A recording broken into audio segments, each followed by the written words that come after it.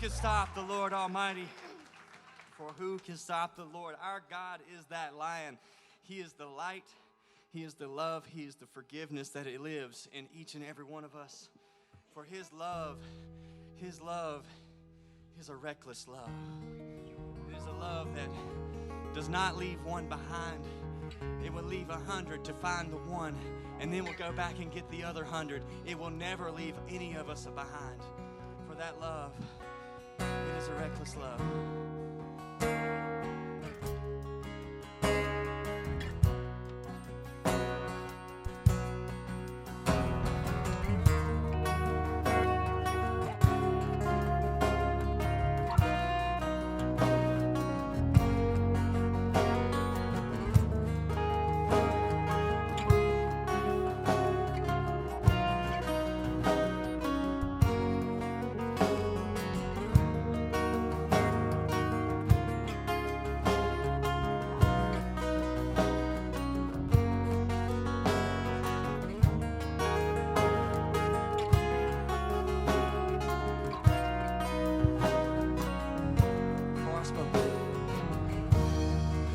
I spoke a word, you were singing over me.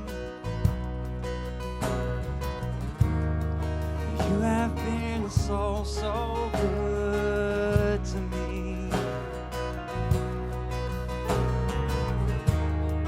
Before I took a breath, you breathed your life into me. You have been so, so kind to me. Oh, the overwhelming, never-ending, reckless love of God. Oh, it chases me down, bites till I found these 99. And I couldn't earn it, and I don't deserve it.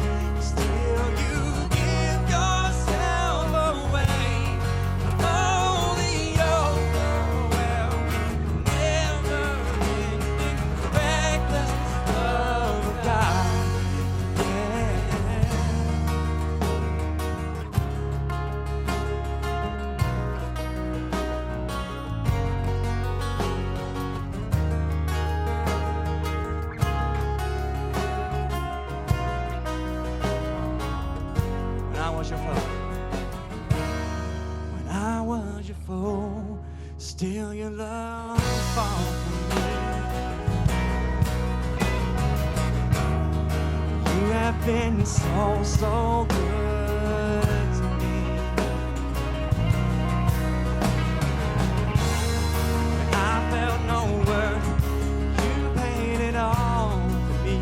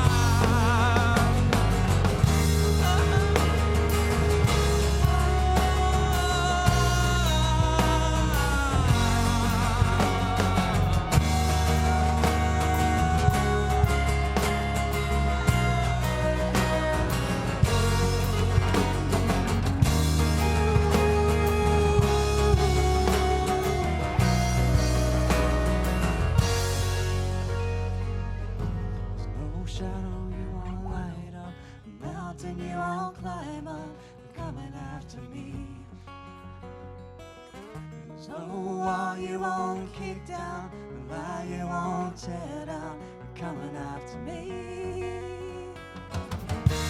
Don't shadow you won't light up,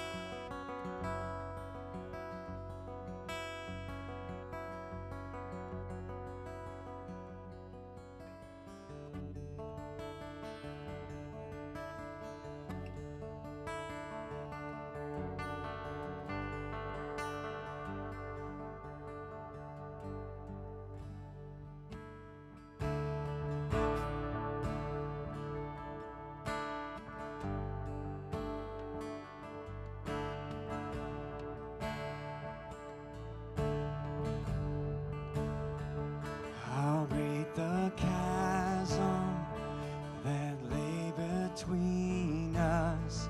How high the mountain I could not climb. In desperation, I turned to heaven and spoke your name into the night. Then through the darkness, your loving kindness tore through the shadows of my soul. The work is finished, the end is written, in Jesus Christ, my living hope.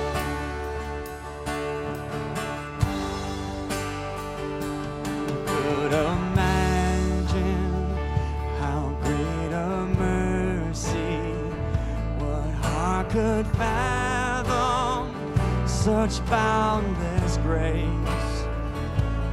The rod of ages stepped down from glory to wear my sin and bear my shame. The cross has spoken, I am forgiven. The King of Kings is me, his own. Beautiful Savior, I'm yours forever. Jesus Christ, my living hope. Hallelujah, praise the one who set me free. Hallelujah, death has lost its grip on me. You have broken every chain. There's salvation in your name, Jesus Christ, my living hope. Hallelujah, hallelujah, praise the one who set me free. Hallelujah, death has lost its grip on me. You have broken every chain. There's salvation in your name, Jesus Christ, my living hope. Then came the morning that sealed the promise. Your buried body began to breathe. Out of the silence, the roaring lion declared the grave has no claim on me. Let's sing that again. Then came the morning that sealed the promise. Your buried body began to breathe. Out of the silence, the roaring lion declared the grave has no claim on me. Jesus, yours is the victory. Hallelujah, hallelujah, praise the one who set me free. Hallelujah, death has lost its grip on me. You have broken every chain. There's salvation in your name, Jesus Christ, my living hope. Jesus Christ, my living hope. Oh God, you are my living hope. Jesus Christ, you are. Oh, you are. Oh, you are. Oh, you are my living hope. You are the hope, our hope, God. You are the light in each one of us. The forgiveness, the love, the light. You are what we need, what this world needs, what this universe needs. God, you are. Praise you. Praise you, God. We stand here before you with our eyes wide open, and we thank you for it. We stand here before you, God, with our hearts broken for you, and we thank you for it. We stand here, God, with our ears open to you, Lord, to hear you, God, and we thank you for it. We thank you for the life. We thank you for that resurrection. We thank you for that forgiveness, God. We thank you. For in your name, your glory, we pray. Amen.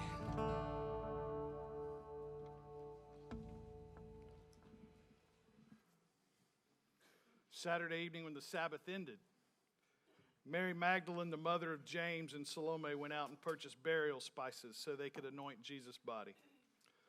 Very early on Sunday morning, just at sunrise, they went to the tomb. On the way, they were asking each other, "Who will roll away the stone for us from the entrance of the tomb?" But as they arrived, they looked up and saw that the stone, which was very large, had already been rolled aside. When they entered the tomb, they saw a young man clothed in a white robe sitting on the right side. The women were shocked, but the angel said, "Don't be alarmed. You're looking for Jesus of Nazareth who was crucified, but he isn't here. He has risen from the dead. Look, this is where they laid his body. Now go and tell his disciples, including Peter, that Jesus is going ahead of you to Galilee. You will see him there, just as he told you before he died." The women fled the tomb, trembling and bewildered, and they said nothing to anyone because they were too frightened. That was the first Easter Sunday morning.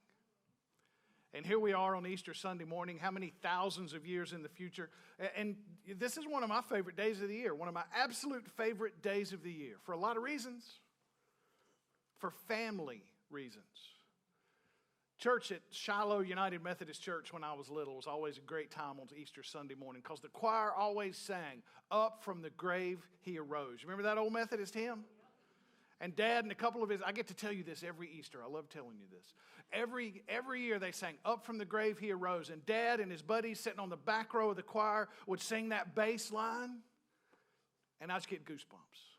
Still thinking about it, I get goosebumps. There are food reasons. How many of you got a ham in the oven at home? Anybody got a ham? All right? Because lunch today is going to be good, y'all, isn't it? Lunch today is going to be good. There's a lot of other reasons. We had country ham biscuits and sausage biscuits for those of you who got up early this morning. Thanks to the men for getting up extra early so we could have that after the sunrise service this morning. There are fashion reasons.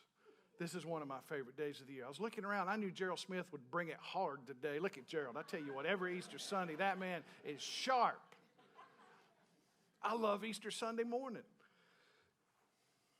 The biggest reason is that story I just read you. That this is the day we celebrate the resurrection of Jesus. This should be the biggest celebration all year long for us as Christians. It should be the day we look forward to absolutely the most of all the 365 days of the year. This is the day. But that's not the way it read in the story from Mark. The emotions I get up to on Sunday mornings are happiness and joy and excitement, and I love this day. But the emotions we read about in Mark's telling of that first Easter Sunday are not the same emotions we get up to on Easter Sunday. The ladies we just read about, they got up with worry because they were worried. And they were worried about a lot of things, and chief among them was very practical worries. Who's going to roll away the stone when we get there? Who's going to roll that big stone away? Now, some verses say door, but it's not a door like we think of a door on hinges. You turn the handle and you go right in. There was a trench dug along the opening in the stone wall where the tomb was. And a huge stone, like a huge disc of stone, would have been rolled along this trench until it blocked the door. And the women didn't know how they were going to get into the tomb to do what they went to do. Worry. Shock was a big part of that Sunday morning for them, because they went expecting to see a dead person, and instead they see a young man dressed in white. Panic was a big part of their first Sunday morning. Now, that's been a part of my Sunday morning once. The first church that where Adele and I were, at South River in western Roraine County, the first Easter I was there, sunrise service started at 7. And I was geared up for it. I was ready to roll for Easter sunrise service. And I woke up and I thought, I didn't hear an alarm. And I looked at Adele, and she was still asleep. She just opened her eyes and woke up right at that same time. And we looked at the clock, and it was 8 minutes till 7. And we lived 13 minutes from the church. We got up, we got dressed, and we walked into that church like nothing had happened. This is exactly how we planned it at 8 minutes after 7. And Adele didn't realize till after lunch that day that she hadn't fixed her hair or put on makeup before we went to church that day. I'm lucky I didn't have my pajamas still on. Panic. These women were panicked on Easter Sunday morning. Why were they afraid? Why should they be afraid? I mean, shouldn't they have gone and when they got there and found out Jesus wasn't in the tomb anymore, shouldn't they have been happy that he wasn't dead? I mean, when we read the story and we get up on Easter Sunday morning, we're thrilled, we're excited beyond words that Jesus is alive. It's the emotion and the power of those songs we just sang. But that's not where they were. To think that morning that they should walk into that tomb and be instantly happy, that's just not a realistic thought. For starters, they were in a graveyard, and that's kind of a spooky place to be anyway, isn't it? Much less while it's still dark, the sun hadn't come up yet. They had walked there in the dark. A graveyard can be spooky even on a good day. And in the culture at that time, grave robbery was very, very common, so they didn't know who they were going to run into in that graveyard. Stories of ghosts and spooky events, they were common then, just like they're common now. And think about this. These 3 women had been a part of a group, along with one particular leader, who had traveled all around the country for 3 years. They were well known. And the leader of that group had been apprehended by the authorities, tried, and sentenced to death, and that death had been carried out in a very public way. So you think they were worried about being out in public? So in addition to all the other things, they didn't know what they were going to run into being out and about for the first time since their leader had been arrested, tried, and killed. Made perfect sense to me that they were afraid to the point of panic. And there's still people today who are afraid of Easter. Afraid of Easter, but for different reasons than the women who went to the tomb that morning. Postmoderns, the enlightened people of today, especially those who don't believe God exists, they point out that science and technology is what's going to move us into a better future. And in believing that science and technology is the path to the future, they also believe that people stay dead. Right? Science and technology cannot bring a dead person back to life. So dead means dead. So think about this too. When the women went to the tomb, they also thought dead meant dead. That's why it absolutely rocked their world to find an empty tomb and an angel saying, he's risen from the dead. He's not here. They went to anoint the body of Jesus, the earthly, dead, physical remains of Jesus. They expected him to still be dead. They couldn't anoint his body before it was placed in the tomb because the Sabbath had arrived, and you can't do that on the Sabbath. It was considered work, so they had to wait till the Sabbath ended. So they got there really, really early on Sunday morning before the sun had come up looking for a dead body. But instead, they found life. And that meant a new power was in the world. A new power that could affect the world in a brand new way. The power over death. And that's a power that nothing else has ever been able to match. Nothing else has ever exceeded. Nothing has ever come close. Not science, not technology, but the power of God to bring life instead of death. And that's what they encountered that morning. The power of God who calls life out of death calls all other powers to account. All other powers have to acknowledge that, well, we're not that. But God is. And there's a whole lot of this world now that is refusing to be called to account, even though God settled the deal more than 2,000 years ago. And that's part of the struggle of where we live right now. That we believe, we get up on Easter Sunday morning and celebrate the risen Christ, and that fact informs our lives the other 364 days of the year.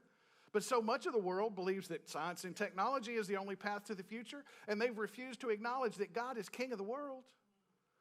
So life is hard. And I didn't even mention yet that we still live in a broken world. So yeah, Jesus has come back to life. Jesus is risen. Jesus is resurrected. And Jesus has ascended back to his rightful place in heaven. But we're still living here in this brokenness. But the power of God reigns. And what the power of God is doing is calling everything back into alignment with the way he originally created it to be. God is reconciling everything back to the way he created it perfectly in the beginning before we chose to kill it all. And he is putting it all back together. Now, if the women had had some deep, heartwarming, spiritual experience at the tomb, they wouldn't have been terrified. They wouldn't have run away in a panic because they had somehow realized that in some mystical, spiritual way, Jesus was still there. He was hugging them from beyond the grave. But that's not what happened. The resurrection does not mean a mystical, spiritual presence of some unseen God. The resurrection means that Jesus was no longer dead. He was alive just the way he was when they raised him on the cross. And Mark tells us this story in his simple, unadorned, straightforward way, almost with breathless wonder. That, can you believe this happened? Can you believe it? Here's what happened to the women. Or did it happen? Because there have been skeptics since day one. Oh, dog stole his body. Oh, his followers stole his body. We never really existed in the first place. It was just a scam. It was just a story. But do you know what the best evidence there is for the resurrection of Jesus being true? The absolute best evidence of the resurrection being true is the existence of the Christian church today. Because if the resurrection had not been true, this world would have forgotten about Jesus long ago. Because right when they went to the tomb, 3 days after the crucifixion, the disciples had already given up hope. They'd already quit. They were done. They were walking back home. The women came to the tomb expecting to find a dead body. And if they had found a dead body, that had been it for the story of Jesus. I don't care how many people he'd brought back to life, how many blind people he'd given their sight, how many lame people he'd had stand up and walk, how many times he'd cured leprosy. I don't care any of that. If he had not risen from the dead, it would have been over. And the church wouldn't exist. So the best evidence that the resurrection is true is the fact that Jesus has empowered his church to continue. We are the evidence of the resurrection. Instead of it being a dead body they found just a bit of a surprise. Not like a happy ending after the horror of the cross, but what they found was a shocking new beginning of something totally different than what they'd known before, something new that Jesus had brought. Now, he had told them it was coming, but they never really believed him. A shocking new story, and the story's not over. In fact, the story is just beginning, and it is a brand new story. Because Jesus wasn't limited to his physical presence in the world after the resurrection. His spiritual presence filled the entire world all at the same time. And not possible because Jesus had become king on the terms like the people wanted to make him king after he fed the 5,000 with the fish and the bread. Or the 8,000 or 10,000, however many it was. Not because he had become king on their terms, but because Jesus had become king on his terms. King of the world and all it contained. King over even death. A brand new power let loose in the world like nothing the world had ever seen before. And all the power that our culture, our post and postmodern culture depends on. All the science and technology and self-defined truth that seems to reign in this world. All of that has to bow to the power of God in the resurrected Jesus. And this new King of the Jews. See that sign Pilate put up. We talked about this at sunrise service. That sign that Pilate had put up at the top of the cross that was mocking Jesus, calling him King of the Jews. He wasn't just king of the Jews, he was king of all creation.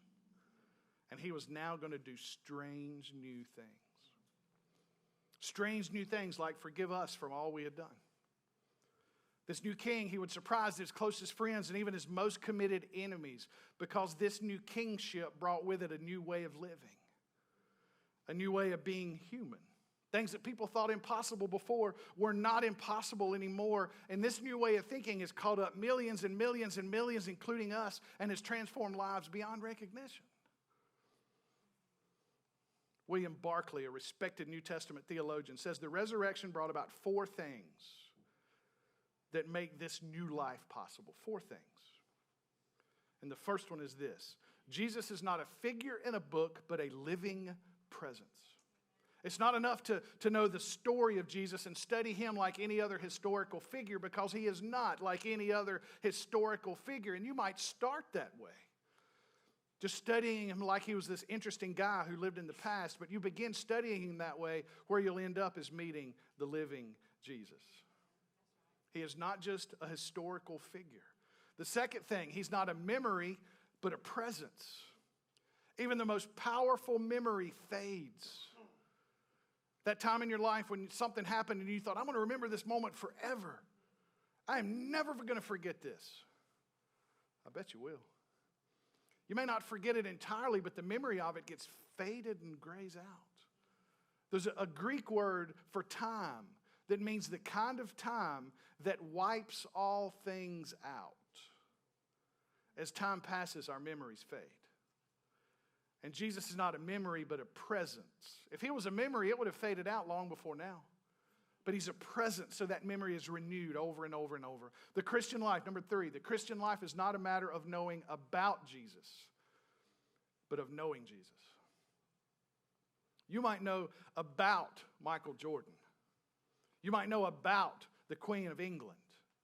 But how many of you know Michael Jordan or the Queen of England? And if anybody does, don't ruin my point by raising your hand, please. Celebrities we know about, but we don't know them. And there's a huge difference between knowing about somebody and knowing somebody. The greatest scholar in the world who knows everything about Jesus is less than the most humble Christian who knows Jesus. This life is about knowing Jesus. And fourth, there is an endless quality about the Christian faith. It's never done. It's never finished. There's always more power. There's always more love. There's always more forgiveness. There's always more generosity. There's always more. And we're going to take a break and sing that song right now. You ready? I like it. I love it. There you go. Yeah. Dancing broke out at Shady Grove on Easter Sunday morning. There's always more to the Christian faith. You never get there. You never arrive. It's a journey. It's a process. Faith moves forward. It never stands still. Because Jesus is alive and Jesus is present, there's always new things to be discovered, new things to be experienced, new lives to be lived, one more person to reach. And I don't know about you, but I've found these 4 things to be true about a life following Jesus. Totally true. Totally true. But for me, the most amazing thing about this story and this passage that I read is these 4 things that are true about the resurrection and a life following Jesus are amazing and life-changing. But what hits me the hardest, aside from God raising Jesus from the dead, the most amazing thing is this quote from the young man the women encountered in the tomb. And if you let this quote sink in, and the meaning and the depth of this quote, it'll change things. Now go and tell his disciples, including Peter, that Jesus is going ahead of you to Galilee. Okay? Go and tell his disciples, including Peter, that Jesus is going ahead of you to Galilee. Why is this so powerful? Because Peter had failed Jesus in spectacular fashion. He had 3 opportunities to proclaim his unity with Jesus and to stand with Jesus in the face of adversity. When Jesus was being tried and people saw Peter in the square, they said, Pete, you. They didn't know his name, you. Aren't you with that Jesus guy? And what'd he say? Nope, don't know him. Not me. Again, they asked him a little bit later, hey, aren't you with that Jesus guy? Again, he said, sorry, not me. 3 times. You, aren't you with Jesus? Got the wrong guy. Not me. And this was the same guy. Hey, after Jesus called him to follow him, when Jesus called him, his name was Simon. And later he said, I'm going to change your name to Peter. Because Peter means rock. And then he said, on this rock, I will build my church. And that same guy said, I don't know him. I don't know him.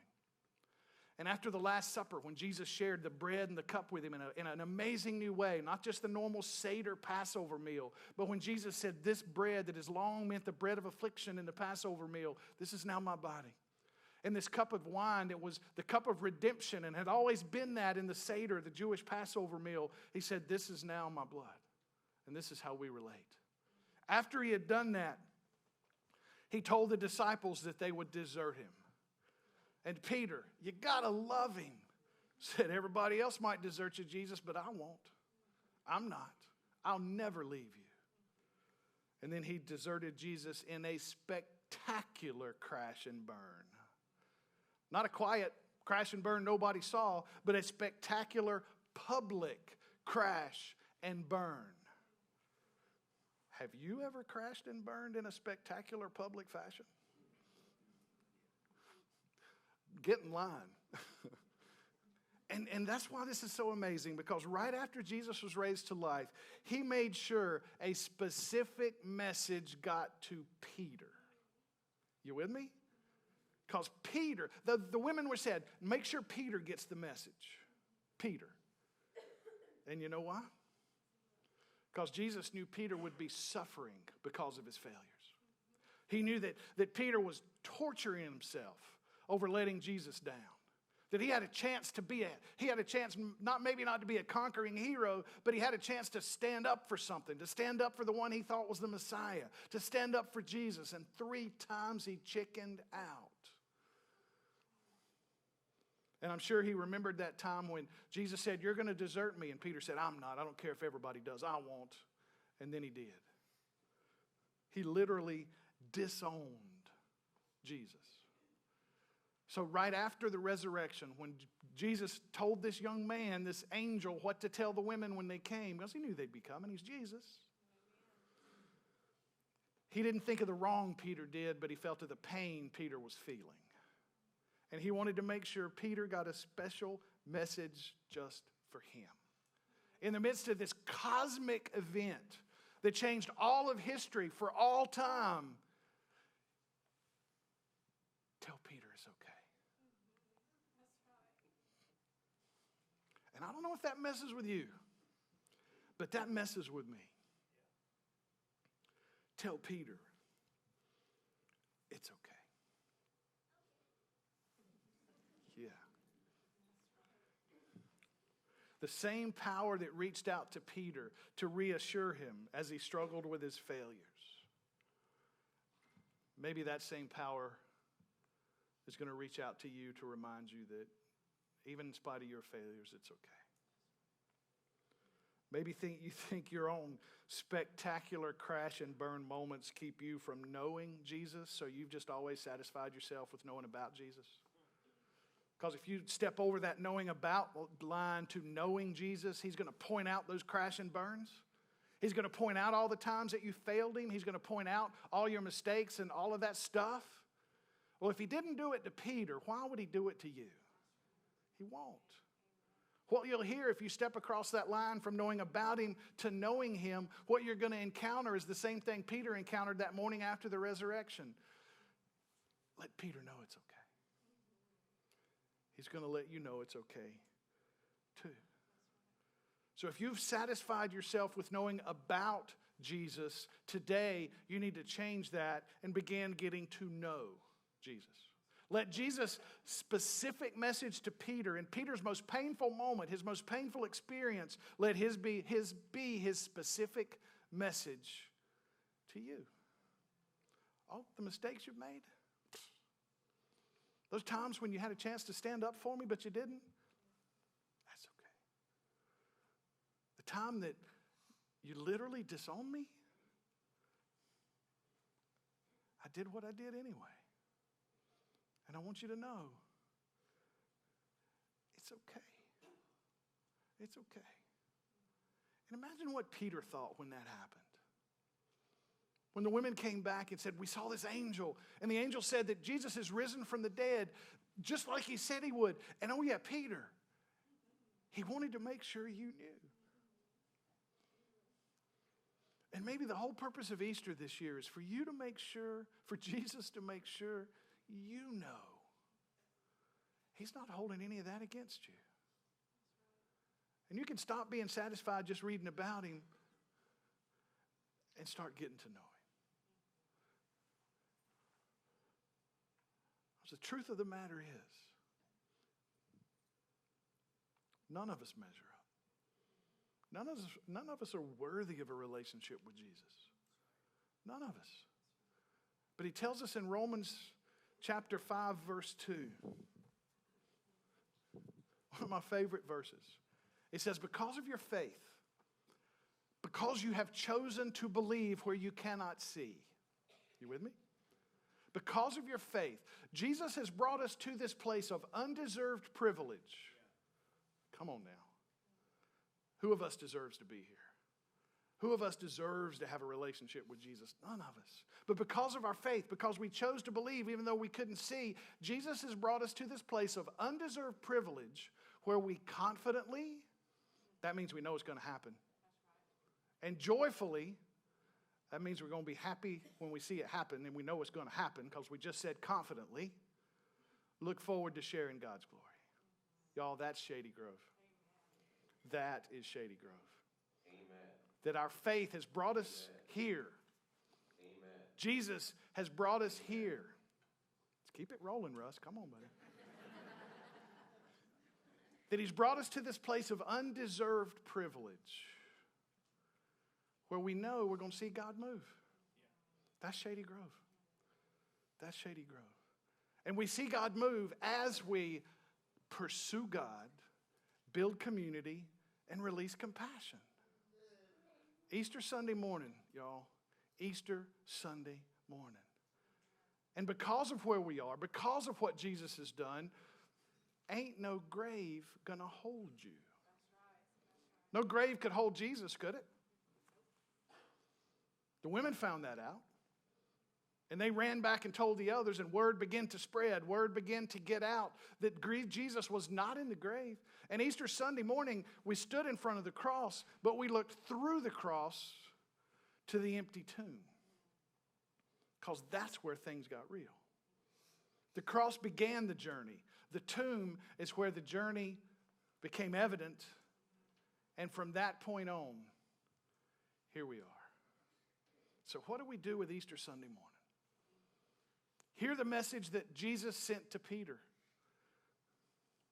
And acknowledge the truth that even in your spectacular crash and burn, ain't no grave going to hold you. Because Jesus came for you. Pray with me. God, thank you for the privilege, the undeserved privilege of being in this place where we now stand. God, I pray this morning that if there's a single individual present who has the feeling that the failures in their lives prevent them from knowing you fully, prevent them from saying yes to you and opening their lives to you, because as soon as they do, they're going to get condemned and knocked down and put down. Well, that's how the world works, but Jesus, we know that's not how you work. That the word that's going to come from you is the same that came to Peter. Let him know.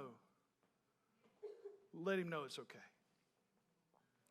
Give us the courage to step through our failures, to step through our mistakes and the things we should have done but we just couldn't get done. To step through that and to know you, Jesus. To know you. In your name we pray.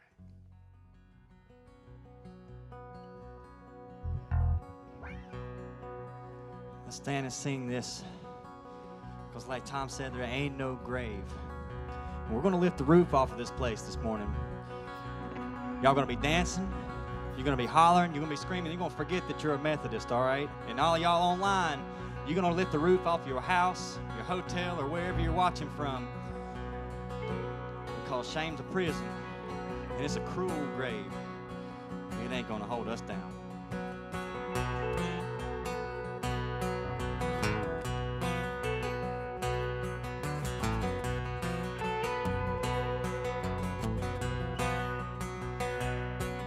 Oh, shame is a prison, cruel as a grave. Shame is a robber, and he's come to take my name. Oh, love is my redeemer, lifting me up from the ground. Love is the power where my freedom song is found. Church, sing with me for me, Peter. Oh, shame is a prison, as cruel as a grave. Shame is a robber, and he's come to take my name. Oh, love is my redeemer, lifting me up from the ground. Love is the power when my freedom song is found. There ain't no grave it's gonna hold my body down. I can't hear you. There ain't no grave gonna hold my body down.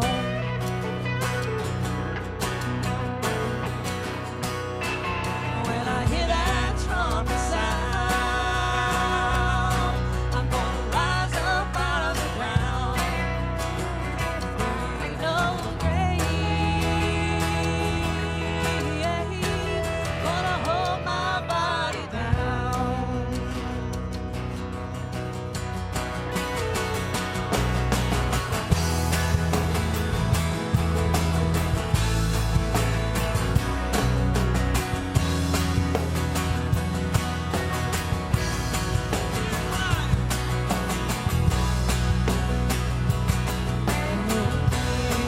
Is a light with a smooth and velvet tongue. Here is a tyrant telling me to run. Oh, love is resurrection, and love is a trumpet sound. Love is my weapon. I'm gonna take my giants down. There ain't no grave it's gonna hold my body down.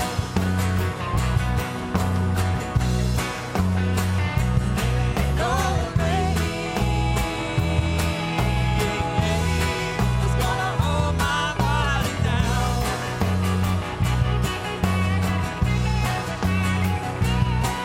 When I hear that trumpet sound, rise up out of the ground.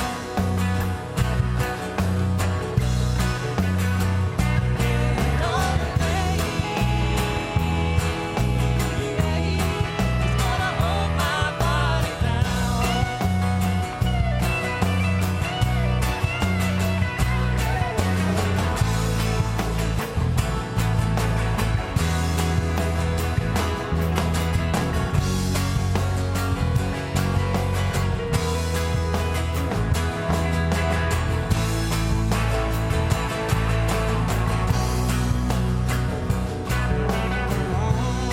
Well, you know, there was a battle, war between death and life. There on a tree in the Lamb of God, don't you know he was crucified?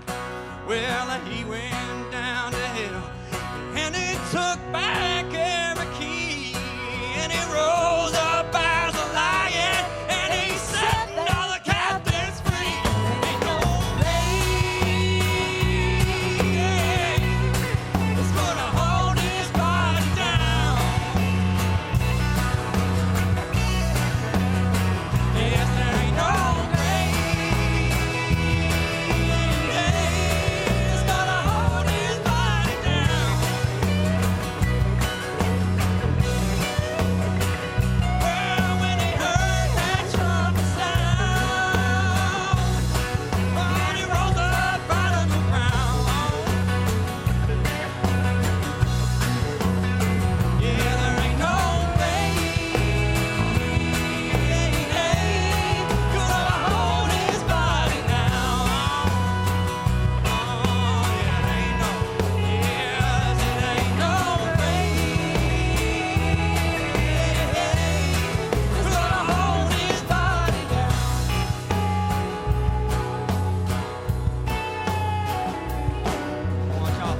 got right there.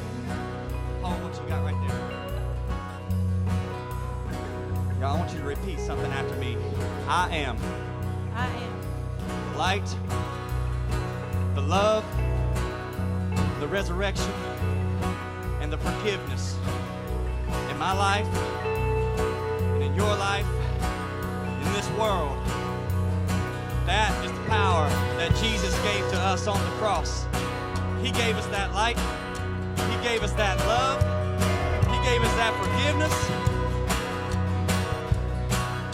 because He loved us the way that we have to love Him and the rest of this world. You know, that grave, He walked out of it. Because He walked out of it, I'm walking too. Y'all with me? Let's sing that. You walked out of the grave, I'm a walking too. You walked out of that grave, I'm a walking too. That's all it is. Yes, you walked out of the grave, I'm a walking too. Amen. Yes, if you walked out of the grave, I'm a walking too. 'Cause there ain't no grave and there ain't no grave. Oh, it's gonna hold His body down. Yes, there ain't no grave gonna hold His body down.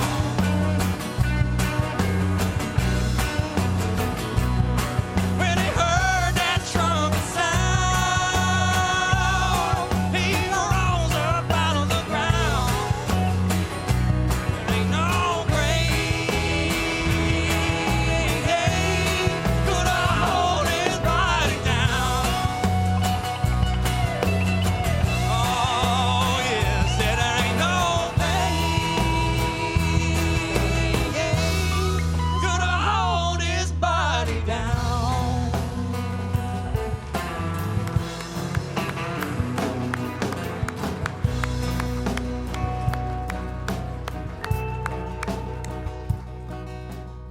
I was ready to dance, but I didn't want to get my white pants dirty.